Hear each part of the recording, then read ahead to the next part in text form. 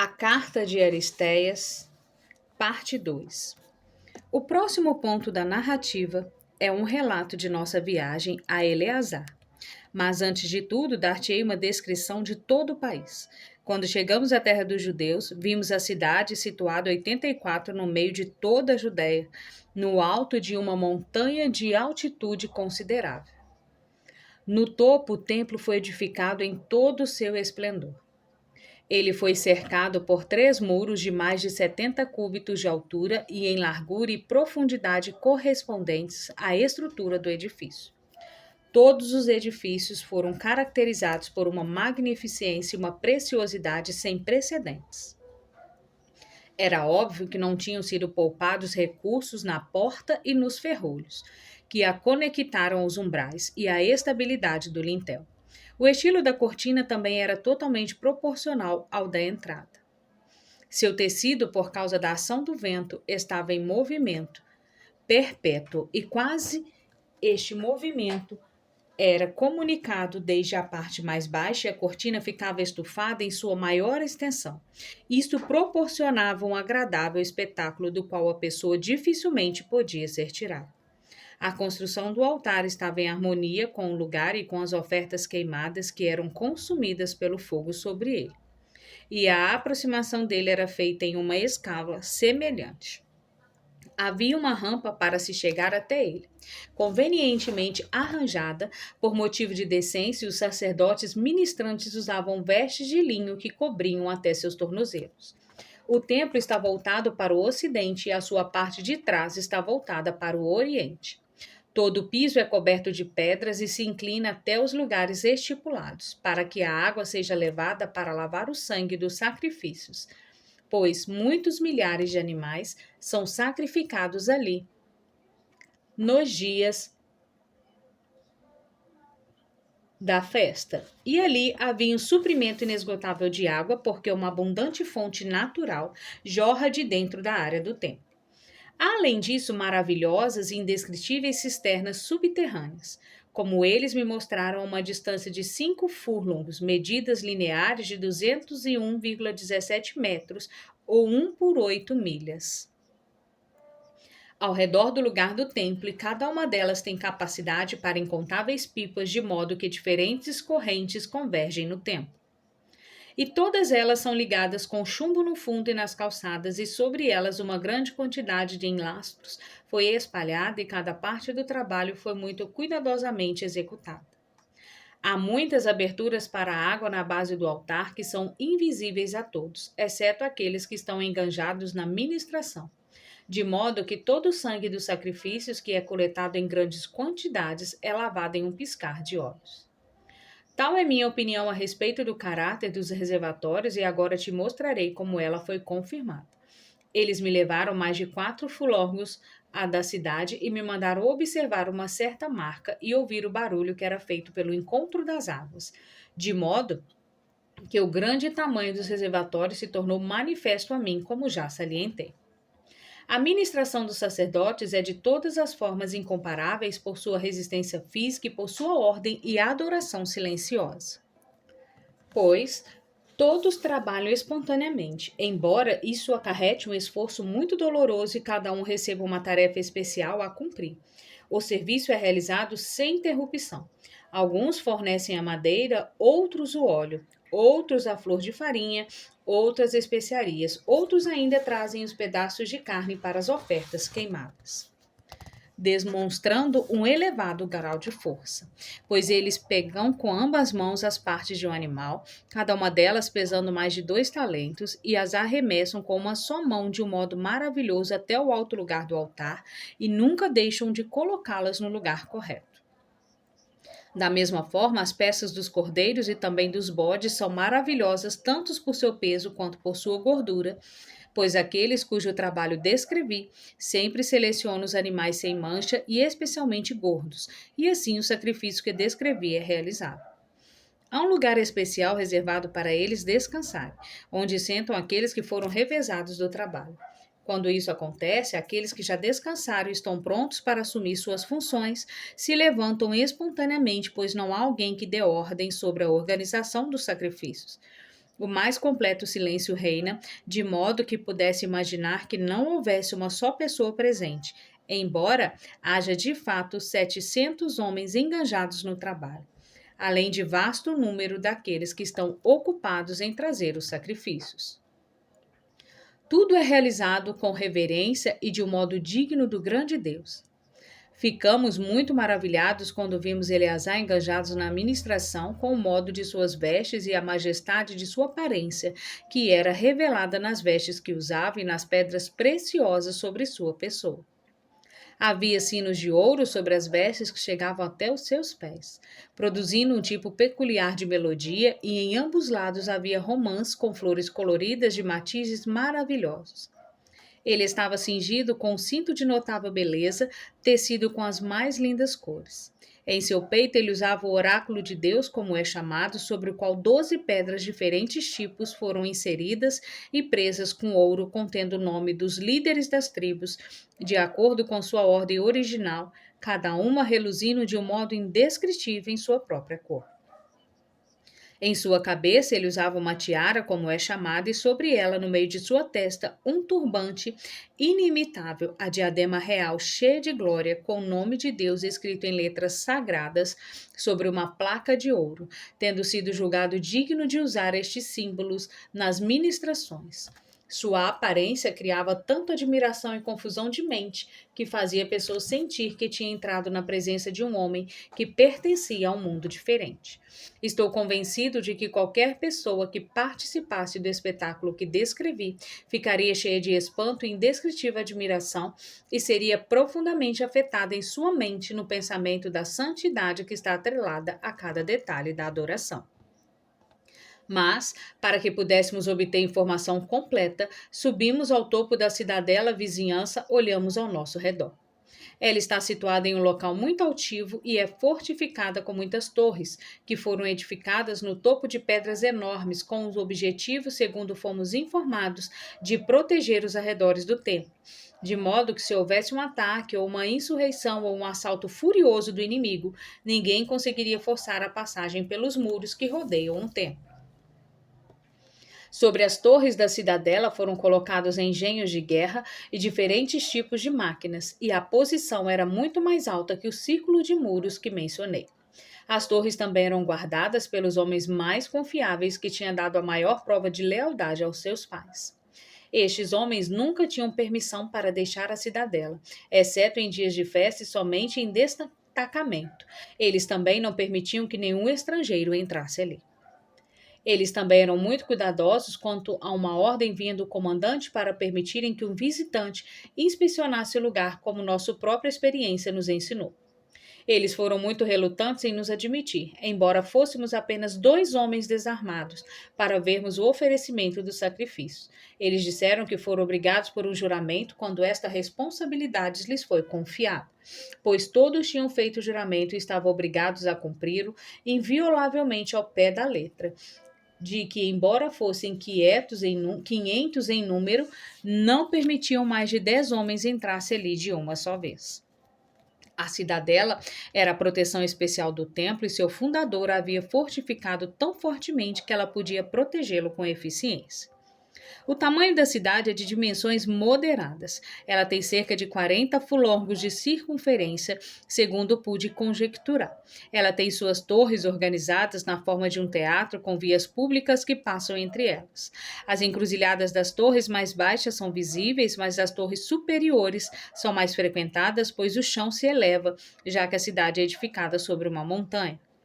Há degraus que levam às encruzilhadas e algumas pessoas estão sempre subindo e outras descendo. E eles se mantêm afastados um dos outros o máximo possível na rua por causa daqueles que estão obrigados à lei de pureza, para que não toquem nada que seja contrário à lei. Não foi sem razão que os fundadores originais da cidade a construíram nas devidas proporções, pois tiveram claro discernimento com relação ao que era necessário. Pois o país é extenso e belo. Algumas de suas partes são planas, especialmente os distritos que pertencem a Samaria, como é chamada, e faz fronteira com a terra dos idumeus. Outras partes são montanhosas, especialmente aquelas que são contíguas à terra da Judéia. As pessoas, portanto, são obrigadas a se dedicar à agricultura e ao cultivo do solo, para que assim tenham colheitas abundantes. Desta forma, são realizados cultivos de todos os tipos e colheitas abundantes são feitas em toda a terra supracitada. As cidades que são grandes e desfrutam de uma prosperidade correspondente são bem populosas, mas negligenciam os distritos dos países, pois todos os homens são inclinados a uma vida de divertimento, pois todos têm uma tendência natural à busca pelo prazer. A mesma coisa aconteceu em Alexandria, que sobrepuja todas as cidades em tamanho e prosperidade. As pessoas do interior, migrando dos distritos rurais e estabelecendo-se na cidade, colocaram a agricultura em descrédito e, assim, para impedi-las de se instalarem na cidade, o rei deu ordem que não ficassem nela mais do que 20 dias. E no mesmo intuito, ele deu aos juízes instruções escritas de que, se fosse necessário emitir intimações a alguém que vivesse no interior, o caso deveria ser resolvido dentro de 5 dias. Como considerou a questão como sendo de grande importância, ele também designou funcionários legais para cada distrito com seus assistentes, para que os fazendeiros e seus advogados, na defesa de seus interesses, não esvaziassem os celeiros da cidade. Isto é, para que não faltassem os produtos agrícolas. Fiz esta digressão porque foi Eleazar quem salientou com grande clareza os pontos que foram mencionados. Pois grande é a energia que eles gastam no cultivo do solo, pois a terra é abundantemente plantada com multidões de oliveiras, com lavouras de cereal e grãos leguminosos e também com videiras e a abundância de mel. Outros tipos de árvores frutíferas e tâmara não contam quando comparados a estes. Há rebanhos de todos os tipos em grandes quantidades e uma rica pastagem para eles. Por este motivo, eles corretamente reconhecem que os distritos do interior precisam de uma grande população e as relações entre a cidade e as vilas são adequadamente regulamentadas. Uma grande quantidade de especiarias, pedras preciosas e ouro é trazida ao país pelos árabes, pois o país é bem adaptado não somente à agricultura, mas também ao comércio, e a cidade é rica nas artes e não tem falta de nenhuma das mercadorias que vêm da além do mar. Ela possui portos muito adequados e amplos em Ascalon, Jope e Gaza, bem como em Ptolemaida, que foi fundada pelo rei e tem uma posição central quando comparada com os outros lugares mencionados, não sendo distante de nenhuma delas. O país produz tudo em abundância, pois é bem regado em todas as direções e bem protegido de tempestades. O Rio Jordão, como é chamado, que nunca seca, atravessa toda a terra. Originalmente, o país continua não menos que 60 milhões de acres, embora posteriormente os países vizinhos tenham feito incursões contra ele, e 600 mil homens foram estabelecidos nele em fazendas em cerca de 100 acres cada. O rio, assim como o Nilo, transborda no tempo de colheita e irriga uma grande parte da terra. Perto do distrito que pertence ao povo de Ptolemaida, ele dá origem a outro rio que corre para o mar. Outras torrentes das montanhas, assim chamadas, correm pela planície e circundam as partes de Gaza e o distrito de Asdod. O país é cercado por uma cerca natural. É muito difícil atacá-lo e ele não pode ser assaltado por grandes forças por causa das passagens estreitas, com seus precipícios ameaçadores e desfiladeiros profundos, e também por causa do caráter irregular das regiões montanhosas que circundam toda a terra. Fomos informados que, das montanhas vizinhas da Arábia, cobre e ferro eram obtidos em tempos passados. Isso parou, porém, no tempo do governo persa, pois as autoridades da época espalharam um falso relato de que o trabalho nas minas era inútil e caro para impedir que seu país fosse destruído pela mineração nesses distritos e possivelmente tomado deles pelo governo persa, já que com a ajuda deste falso relato eles encontraram uma justificativa para entrar no distrito. Agora, meu caro irmão Filócrates, tenho que dar-te a informação essencial sobre este assunto de forma resumida. Descreverei na sequência o trabalho de tradução. O sumo sacerdote selecionou homens do mais refino caráter e da mais elevada cultura, tal como se esperaria de sua nobre ascendência. São homens que não apenas adquiriram proficiência na literatura judaica, mas também estudaram muito cuidadosamente também a cultura grega. Estão especialmente qualificados, portanto, para servir em embaixadas e realizam esta função sempre que necessário. Possuem grande facilidade para conferências e discussão de problemas relacionados à lei. Esposam um meio termo e este é sempre o melhor curso a seguir. Renunciaram ao modo bruto e áspero, estão acima do orgulho e nunca assumiram um ar de superioridade sobre os outros. E nas conversas estão sempre prontos a ouvir e dar uma resposta apropriada a cada pergunta. E todos eles cuidadosamente observam esta norma e estão ansiosos, acima de tudo, o mais por subjugarem uns aos outros em sua observância, e todos eles são dignos de seu líder e de sua virtude. É possível observar como ama Eleazar por sua relutância em que se separarem dele. Também é possível observar como ele os ama, pois, além da carta que escreveu ao rei a respeito deste retorno em segurança, ele também pediu seriamente a Andrés que trabalhasse tendo em vista o mesmo propósito. Ele também me recomendou insistentemente que desse o melhor de mim. Embora tenhamos prometido dar nossa melhor atenção ao assunto, ele ainda disse que estava grandemente aflito, pois sabia que o rei, pela bondade de sua natureza, considerava seu mais alto privilégio sempre que ouvia falar de um homem que era superior aos seus ideais em cultura e sabedoria, chamá-lo para sua corte. Ouvi dele uma excelente declaração de que, mantendo ao seu redor homens justos e prudentes, ele assegura maior proteção para o seu reino, pois tais amigos lhes dão sempre reservas e conselho mais benéfico. E os homens que estavam agora sendo enviados a ele por Eleazar, sem dúvida possuíam estas qualidades. E ele afirmou frequentemente sob juramento que nunca deixaria ir estes homens, caso o motivo que o levou a isso fosse apenas o interesse particular de sua parte, mas era para o benefício comum de todos os cidadãos que os estavam enviando. Pois ele explicou a boa vida consistente na guarda dos preceitos da lei, e este fim é alcançado muito mais pela audição que pela leitura. Por estas e outras declarações semelhantes, ficou claro quais eram seus sentimentos em relação a eles. É importante mencionar brevemente as informações que ele deu em resposta às nossas perguntas, pois suponho que a maior parte das pessoas tenham curiosidade a respeito de algum dos preceitos da lei, especialmente os que se referem à comida, bebida e animais considerados impuros. Quando perguntamos por que, já que é apenas uma forma de criação, alguns animais são considerados impuros para alimento e outros são impuros para toque, pois, embora a lei seja escrupulosa na maioria dos assuntos, ela é especialmente escrupulosa em assunto como este. Ele começou sua resposta da seguinte forma: observai que efeito nossos modos de vida e nossas associações produzem sobre nós. Associando-se aos maus, os homens aprendem suas depravações e se tornam miseráveis ao longo de toda a sua vida.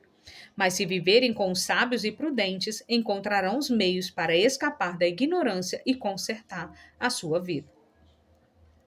Nosso legislador, antes de tudo, lançou os princípios de piedade e justiça e os inculcou ponto por ponto, não meramente por meio de proibições, mas também pelo uso de exemplos, demonstrando os efeitos danosos do pecado e as punições impostas por Deus aos culpados.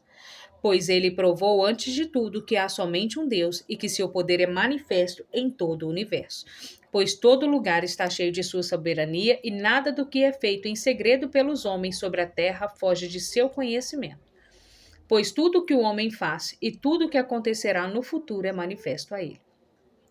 Elaborando estas verdades cuidadosamente e tendo deixado-as claras, ele mostrou que mesmo se um homem pensasse em fazer algum mal, para não dizer realizá-lo, ele não escaparia da detecção, pois ele deixou claro que o poder de Deus permeia toda a lei. Partindo dali, ele passou a mostrar que toda a humanidade, exceto os judeus, crê na existência de muitos deuses, embora eles mesmos sejam mais poderosos que os seres a quem inutilmente adoram, pois quando fazem estátuas de pedra e madeira, dizem que são as imagens daqueles que inventaram alguma coisa útil para a vida e as adoram, embora tenham provas claras de que essas imagens não possuem sentimento. Pois seria totalmente tolo supor que alguém se torna um deus em virtude de suas invenções, pois os inventores simplesmente pegam certos objetos já criados e combinando-os mostram que possuem uma unidade nova. Eles não criam a substância da coisa, e assim é algo inútil e tolo as pessoas pegarem homens como eles mesmos e o transformarem em deuses. Em nossa época, há muitos que são muito mais inventivos e muito mais eruditos que os homens de dias passados que foram deificados, e apesar disso, nunca serão adorados. Os fabricantes e autores desses mitos pensam que são os mais sábios dentre os gregos. Por que precisamos falar de outro povo cego de paixão? Os egípcios e outros semelhantes, que colocam sua confiança em animais selvagens e na maior parte de coisas rastejantes em rebanhos e os adoram e oferecem sacrifício a eles quando estão vivos e quando morrem.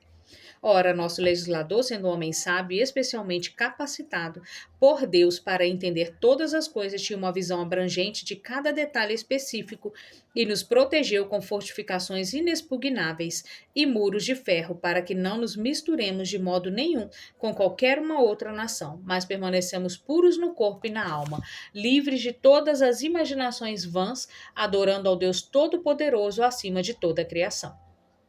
Por isso, os principais sacerdotes egípcios, tendo observado cuidadosamente muitos assuntos e cientes de nossos assuntos, chamam-nos de homens de Deus. Esse é um título que não pertence ao resto da humanidade, mas somente àqueles que adoram um Deus verdadeiro.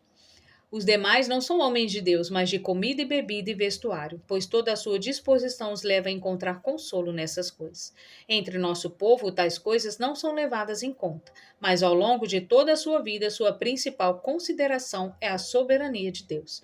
Por isso, para que não sejamos corrompidos por alguma abominação, nossas vidas não sejam pervertidas por má informação, ele nos cercou por todos os lados com normas de pureza que dizem respeito ao que comemos, bebemos e tocamos, ouvimos e vemos.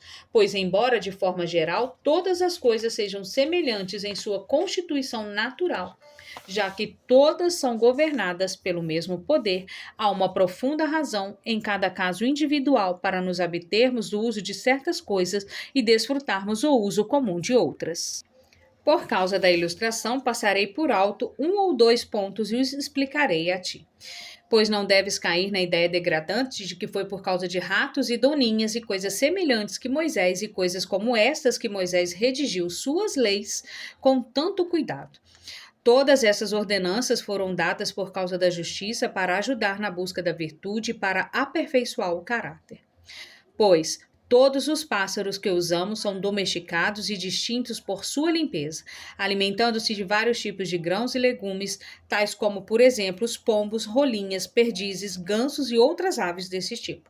Mas as aves que são proibidas, como você descobrirá, são as selvagens e carnívoras, que tiranizam as outras por causa da força que possuem e obtêm comida cruamente, matando e comendo as aves domésticas mencionadas acima. E não apenas isso, mas também apanham cordeiros e criança e ferem os seres humanos, vivos ou mortos, e assim chamando-os de impuro. Moisés deu uma indicação por meio dessas aves de que aqueles os quais a legislação foi ordenada devem praticar a justiça em seu coração e não tiranizar sobre ninguém confiando em sua força, nem privá-los de nada, mas seguir o curso de sua vida de acordo com a justiça.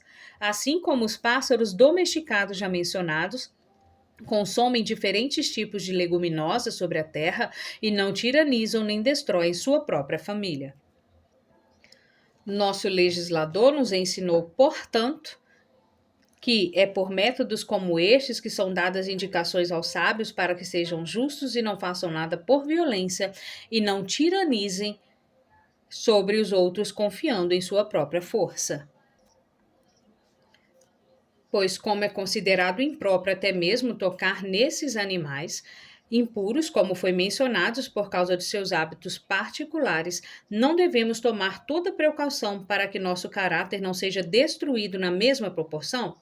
Por este motivo, todas as normas que ele estabeleceu como relação ao que é permitido no caso desses pássaros e de outros animais, ele ordenou com o objetivo de nos dar uma lição moral. Pois a divisão do casco e a separação das patas têm o objetivo de nos ensinar que devemos discriminar entre nossas ações individuais com vista à prática da virtude. Pois a força de todo o nosso corpo e sua atividade dependem de nossos ombros e lombos.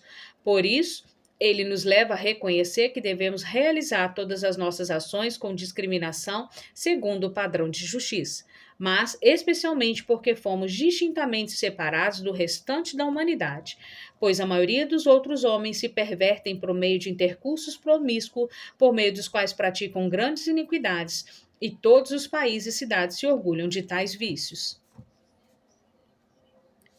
Pois não apenas têm intercurso com homens, mas pervertem suas próprias mães e até mesmo suas filhas. Mas fomos mantidos separados destes pecados.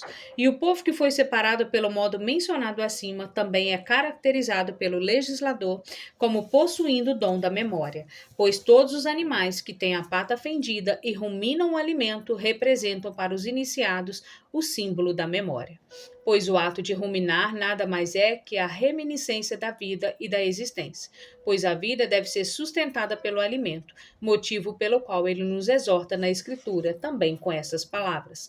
Certamente te lembrarás do Senhor que realizou em ti aquelas grandes e maravilhosas coisas, pois, quando são adequadamente concebidas, são manifestadamente grandes e gloriosos. Primeiro, a construção do corpo e a disposição da comida e a separação de cada membro individualmente, a organização dos sentidos, a operação e o movimento invisível da mente, a rapidez de suas ações particulares e sua descoberta das artes revela uma desenvoltura infinita. Por esta razão, ele nos exorta a lembrar que as partes mencionadas acima são mantidas unidas pelo poder divino com habilidade perfeita, pois ele determinou para cada tempo e lugar que nos lembremos continuamente do Deus que nos governa e preserva, pois em questão de comida e bebida, ele nos ordena, antes de tudo, que ofereçamos parte como sacrifício e em seguida desfrutaremos de nossa alimentação. Além disso, em nossas vestes, ele nos deu um símbolo de recordação. De modo semelhante, nos ordenou que colocássemos os oráculos divinos nos portões e nas portas como um memorial de Deus. E em nossas mãos, ele ordena expressadamente que o símbolo seja preso, mostrando claramente que devemos realizar cada ato com justiça, lembrando nossa própria criação e, acima de tudo, o temor de Deus.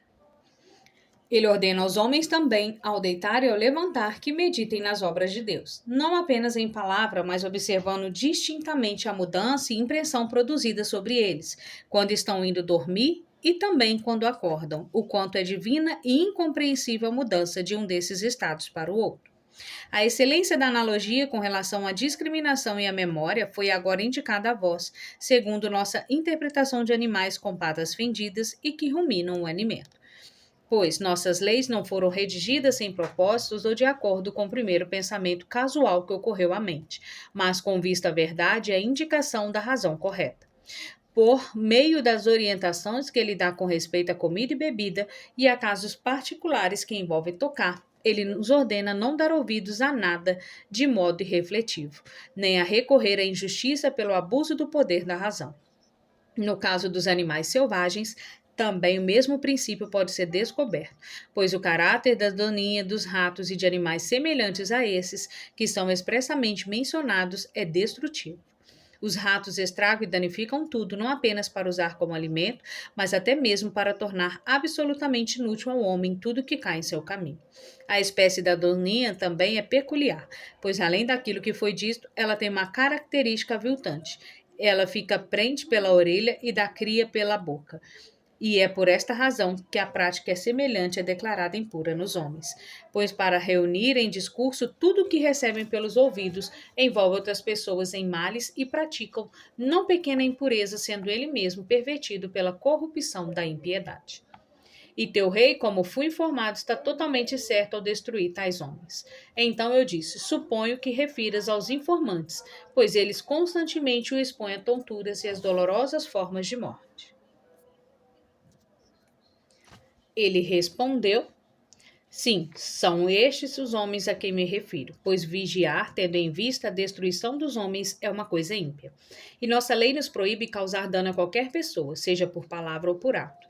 Meus breves relatos desses assuntos devem ter convencido de que todas as nossas regulamentações foram redigidas tendo em vista a justiça e que nada foi ordenado na Escritura de modo irrefletido, ou sem a devida razão, mas com o propósito de nos capacitar ao longo de toda a nossa vida e em todas as ações, para praticar a justiça diante de todos os homens, sendo atento ao Deus Todo-Poderoso, e assim a respeito de comida e coisas impuras, coisas rastejantes e bestas selvagens, todo o sistema tem em vista a justiça e o justo relacionamento entre as pessoas. Ele me pareceu ter feito uma boa defesa de todos os pontos, pois, com referência também aos novilhos, carneiros e bodes que são oferecidos, ele diz que era necessário tirá-los do rebanho e sacrificar animais domésticos, e não oferecer nenhum animal selvagem, para que os ofertantes de sacrifícios pudessem entender o significado simbólico do legislador e não se submeter à influência de uma autoconsciência arrogante, pois aquele que oferece um sacrifício faz uma oferta também de sua alma em todas as suas disposições. Acho que essas particularidades a respeito de nossa discussão merecem ser narrados, e por causa da santidade e do significado natural da lei, fui induzido a explicá-los a ti claramente, Filócrates, por causa de tua própria devoção ao aprendizado. E Eleazar, depois de oferecer o sacrifício, selecionar os enviados e preparar muitos presentes para o rei, despachou-nos em nossa jornada em grande segurança. Quando chegamos a Alexandria, o rei foi imediatamente informado de nossa chegada. Em nossa recepção no palácio, Andrés e eu saudamos calorosamente o rei e lhe entregamos a carta escrita por Eleazar. O rei ficou muito ansioso por encontrar os enviados e deu ordens a que todos os outros oficiais se retirassem e os enviados fossem chamados à sua presença imediatamente.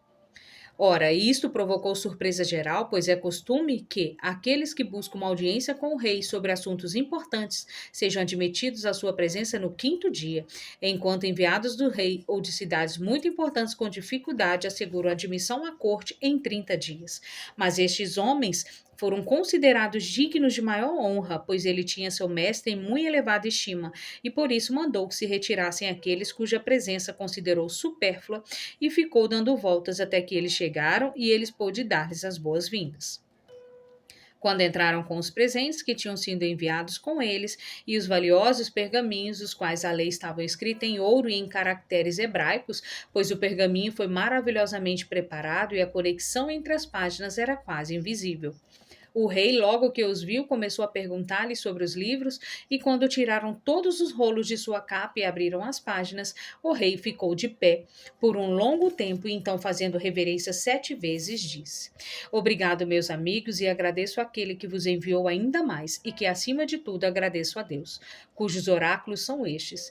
E quando todos os enviados e também os outros que estavam presentes gritavam a uma voz: Deus salve o rei, ele explodiu em lágrimas de alegria, pois sua exaltação de alma e a noção da honra esmagadora que lhe havia sido dada o levaram a chorar por sua boa fortuna. Ele ordenou que colocassem os rostos de volta em suas capas e então, depois de saudar os homens, disse: Foi correto, homens de Deus, que eu, antes de tudo, prestasse reverência aos livros por causa dos quais vos reuni aqui. E então, tendo feito isso, vos estenda a destra da amizade.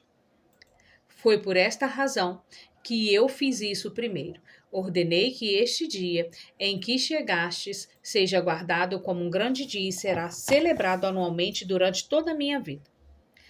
Acontece também que este é o aniversário de minha vitória naval sobre Antígono, por isso ficarei feliz em festejar convosco hoje.